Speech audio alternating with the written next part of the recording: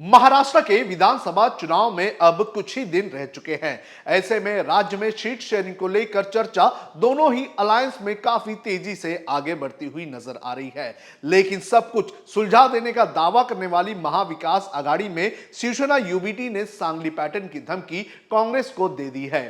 क्या है सांगली पैटर्न जिसकी धमकी शिवसेना यूबीटी ने दी है और इसकी वजह से कितना नुकसान कांग्रेस को या फिर शिवसेना को या फिर महाविकास आघाड़ी को हो सकता है, इसकी जानकारी आपको इस वीडियो में देंगे। नमस्कार, आप देख रहे हैं लोकमत हिंदी और मेरा नाम है सोनू कनौजिया।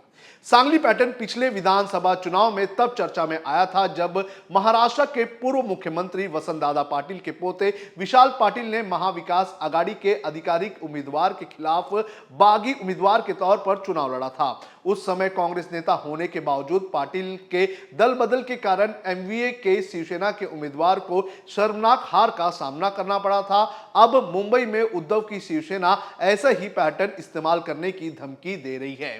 सीधे शब्दों में अगर कहें तो सांगली पैटर्न वो चुनावी दाव है जहां गठबंधन के एक साथी को चुनाव लड़ने पर हामी तो भर दी जाएगी, लेकिन उसके खिलाफ उसके ही सहयोगी दल अपने कैंडिडेट निर्दलीय तौर पर मैदान में उतारेंगे और इसमें दोनों पार्टियों के चुनावी उद्देश्य तो पूरे हो जाते हैं, लेकिन इनके नतीजों में दोनों को बड़ा नुकसान होने की आशंका भी है। और अगर मुंबई में ऐसे पैटर्न का इस्तेमाल किया गया तो कांग्रेस को भारी नुकसान हो सकता है, क्योंकि मुंबई की 4 सीटें जिसमें भायखला, वर्सोवा, कोलाबा और अणुशक्ति नगर शामिल है, इसमें कांग्रेस और शिवसेना यूबीटी दोनों ही अपना दावा ठोकने का काम कर रही है।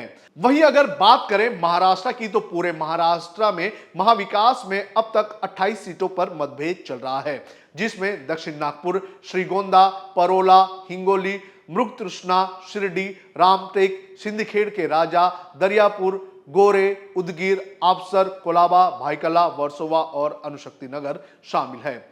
17 अक्टूबर को मुंबई में एमवीए के नेताओं की बैठक 9 घंटे तक चली थी। सुबह 11 बजे शुरू हुई यह बैठक रात 8 बजे खत्म हुई। मीटिंग में विदर्भ, मराठवाड़ा और उत्तर महाराष्ट्र की सीटों पर चर्चा हुई और रात होते होते 260 सीटों पर तीनों दलों ने सहमति बरत दी, लेकिन 28 सीटों पर अभी तक मतभेद चल रहा है। कहा जा रहा है कि कांग्रेस विदर्भ की एक भी सीट शिवसेना यूबीटी को नहीं देना चाहती है। कांग्रेस का दावा है कि पार्टी में दो फाड़ होने के बाद शिवसेना की मौजूदगी इन इलाकों में कम हो चुकी है। वहीं शिवसेना यूबीटी का कहना है कि वो उन सीटों की मांग कर रही है जहां पर कांग्रेस आज तक जीत नहीं पाई है। हालांकि कांग्रेस का कहना है कि सहमत हुई सीटों की सूची कांग्रेस आलाकमान को भेज दी गई है और 20 तारीख तक कांग्रेस अपने उम्मीदवारों की पहली लिस्ट जारी कर दी जाएगी। वहीं अगर बात करें इस अलायंस के दूसरे पार्टनर्स की तो उनका भी यह कहना है कि जल्द से जल्द सभी मतभेदों को खत्म कर दिया जाएगा और जो उम्मीदवार हैं उनके नाम जाहिर करके चुनाव के प्रचार के मैदान में उतारा जाएगा। आपको क्या लगता है कि क्या महाराष्ट्र में कांग्रेस और शिवसेना यूबीटी के बीच जो एक तरह की रसाकसी चल रही है उसमें किसको फायदा होगा और क्या सांगली पैटर्न जो है वो मुंबई में इस्तेमाल किया जाएगा? आप कमेंट करके हमें जरूर बताएं।